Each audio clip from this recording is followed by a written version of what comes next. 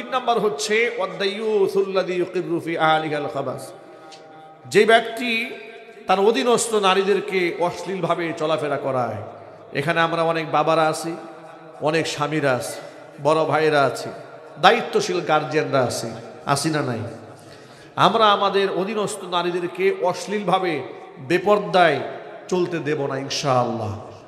বলেন না ইনশাআল্লাহ? আমরা কি পর্দা পুশিটা মতো আমাদের মেয়েদেরকে চালাতে পারবো না? স্ত্রীদেরকে চালাতে পারবো না? আমাদের বোনদেরকে চালাতে পারবো না? এবার রাজি আছেন কার কার? হাত দেখি। হিম্মত আছে কার কার? নিজের স্ত্রীকে পর্দায় রাখার হিম্মত আছে তো? বলেন না ইনশাআল্লাহ? আল্লাহ কবুল করেন। হাত নামান। কারণ আমরা একা একা জান্নাতে যেতে চাই না।